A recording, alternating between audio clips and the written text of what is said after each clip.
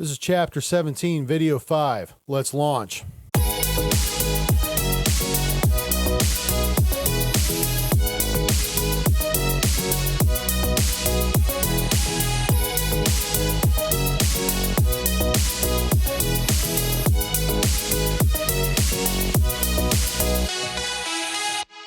In this video, we're going to describe how a company computes and discloses the components of its effective tax rate.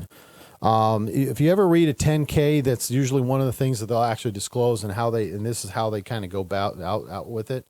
There's a balance sheet classification that ASC 70 requires companies, public and private, disclose their deferred tax assets and liabilities on their balance sheet and classify them as non-current.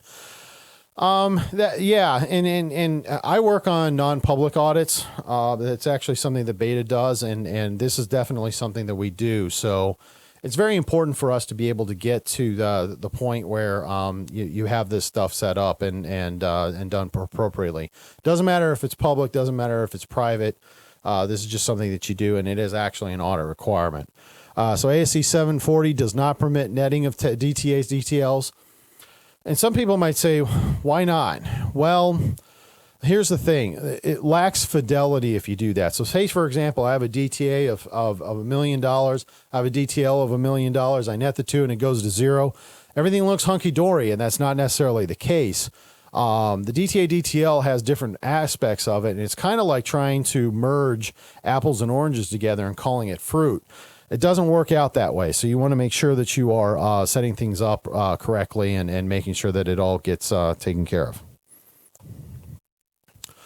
Income tax footnote disclosure. So the ASC 740 mandates a company disclose the following components of net deferred tax assets and liabilities reported on its balance sheet and the total valuation allowance recognized for its deferred tax assets.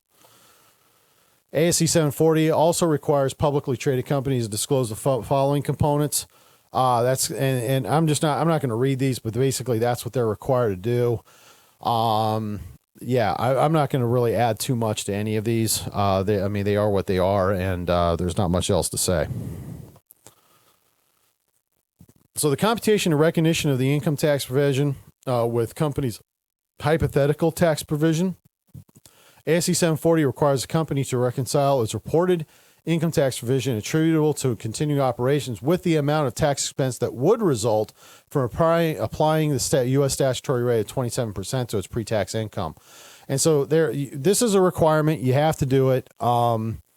It is what it is. I mean, you just kind of have to do that. And so that's how this kind of works out.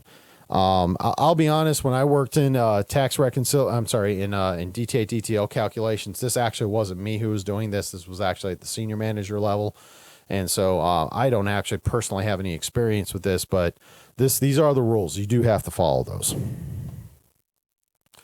So the importance of a corporate's effective tax rate. So the GAAP ETR serves as a benchmark of corporate tax position relative to the company's industry peer group. I would say, I'm not saying this isn't important. It definitely is. I would say it was even more important when you had different tax rates. So, for example, when you had progressive tax rates, because what ends up happening is that, if you're trying to compare one company to another and one is in a lower tax bracket than the other, it could cause some skewing in terms of if you're taking a look at DTA DTLs across industry lines.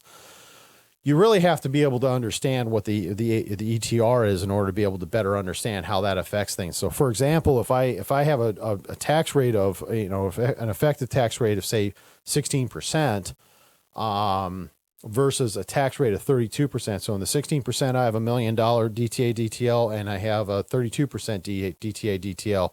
They're going to have vastly different valuations in that sense. So that's why this is really, really important. All right, so that's all I got to say about this. I want to say thank you very much for watching this video, and I look forward to seeing you in the next one, Partnerships.